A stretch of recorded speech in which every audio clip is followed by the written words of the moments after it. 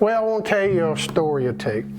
Whenever I was around 9 or 10 years old, he would always take me fishing at a lake up in George County called Harrison Lake, which is one of his favorite places he ever fished.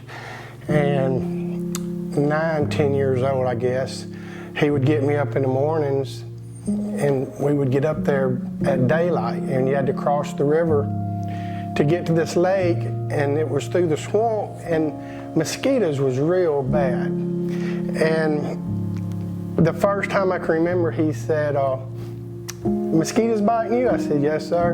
And he said, "Let me give you this." He lit up a Camel cigarette, and he handed it to me. And I look at him, and he said, "Just suck on it and blow the smoke out, and the mosquitoes won't bite you." And I'm thinking, really, as a kid? But it worked. And we would walk a quarter mile to this lake, and I would sit there and suck and puff on that cigarette. Didn't ever inhale it, but I would blow the smoke out, and mosquitoes wouldn't bite me. So we would fish that morning, and when we got back on the bank, walking back to the boat, to the river, he'd do the same thing. Well, when we get back to his truck, we would drive, and there was always this little store he would stop at. And he would say, "Hey, let's get a Coke and a pack of nabs." And nabs are the little crackers with the peanut butter in between them. Some people don't know what nabs are.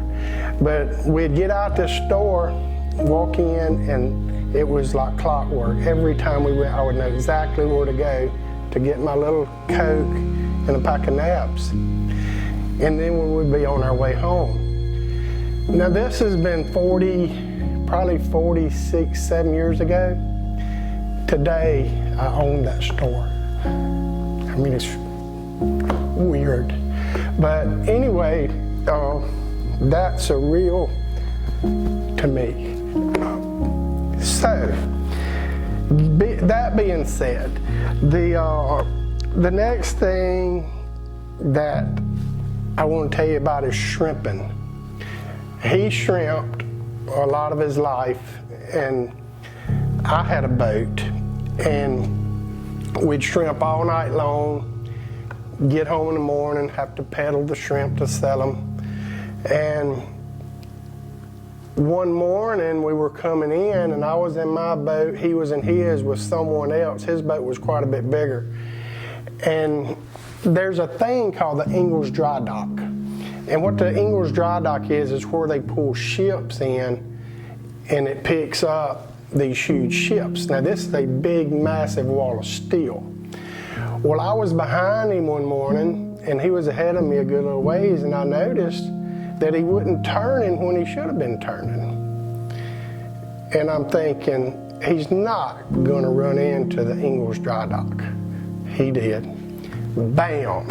Busted it from his boat. The guy in the boat with him, I think he was asleep on some ice chests. I think it drove him back through the bow of the boat. But anyway, that was a funny thing, because Daddy went to sleep and run into basically a big, massive wall of steel. So that was one of the things that I remember about shrimping. The other thing on shrimping, one day or one night, because we always shrimped at night, he went to sleep again. And he gets out into called the Ingalls Channel, where ships run down the channel. And we really, you're supposed to pay attention if you're a big ship coming at night. Well, he goes to sleep and goes right in front of a ship that you have to look straight up in the air to see the light up on top of it. And the guy, I guess, running the ship noticed him coming across his bow and stopped that ship. But then what he did, he lit him up with a light. I mean, massive floodlight, hits my dad's boat, and it was just like glowing in the middle of the night. But he was really lucky, because if the guy hadn't seen him, he would have ran him right over. So anyway, that's a little story about his shrimping, and there's more, but I don't have time for all of them. And then, there's a time that it was just me and him at home, and my mom and sisters were gone, and it was night. And I don't know if you ever heard a short sheet in a bed. But short sheeting a bed, you take the sheet that you pull back to get under, you take it and pull it up and tuck it under on the where your head is, and you take the other end and you fold it over. So it's a half of a sheet. So I'm in my bedroom watching him, and when he goes to get in the bed, I could see him, and he put one foot in, and he was pushing, because your feet can't go because the sheet's half in two, and he's pushing on his sheet, and then he finally, he's getting aggravated because he can't get his feet in the bed. And then he takes his other foot and he starts stomping the bed. He's stomping and raising Cain because he don't know what's wrong with his bed. And I get to giggling, and he hears me, and then he figures out Kenny has done something to my bed. And that was, I was tickled. That was funny. And then, another time, a thing that I want to talk about is hunting. He always took me hunting, and we always went to Leaksville. Leaksville is where we always deer hunted. And we were up there one day, and he told me, he said, let's spread out and we'll walk, and if you see a deer, shoot him. And so it wasn't long, I seen there was a whole herd of deer. And I'm thinking, well, if I just shoot down there, I'm gonna get one of them. And I did, and the deer fell. Well, Daddy heard me shoot. So he comes back and finds me, and he says, you got one? I said, yes, sir. And so he walks over there to me, and he says, well, you hold his legs, and I'm gonna field dress him. That means take a knife, cut him, and you field dress him. And and it was a doe. It was an illegal deer that I'd shot. But anyway, I'm standing there holding this deer's legs, and Daddy's bent over, and something tells me to look. I turn and I look, and there's a man standing 100 yards from us or less. I mean, I can see him well. And I said, Daddy, there's a man over there looking at us. Well, we had an illegal deer right here. And Daddy looked up, and I kept looking at the man, and the guy started walking to us. And I turned around, and Daddy wasn't there. And I'm like, and I look, and he's running. He has done left me standing there with an illegal deer with his feet in my hands, and here comes this guy up to me. And thankfully, the man or the guy that showed up was a friend of our son that was from up there.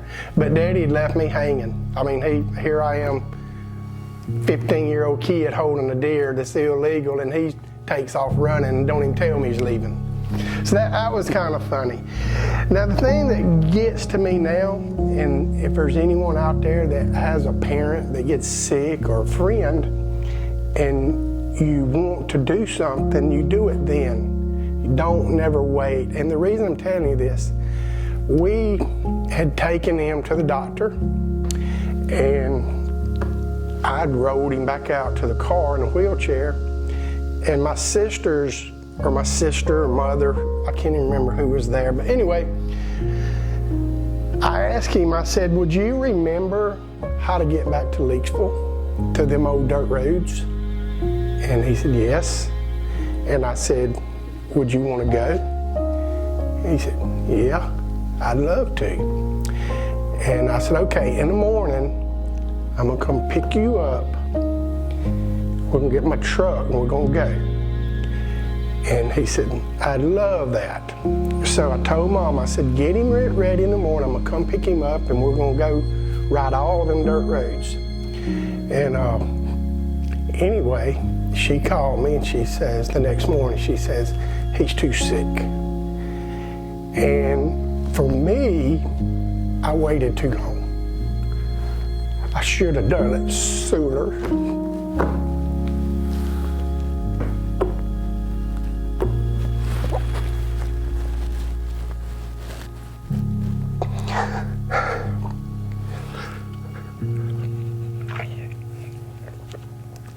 So, if you have someone, don't wait too late, because we never know.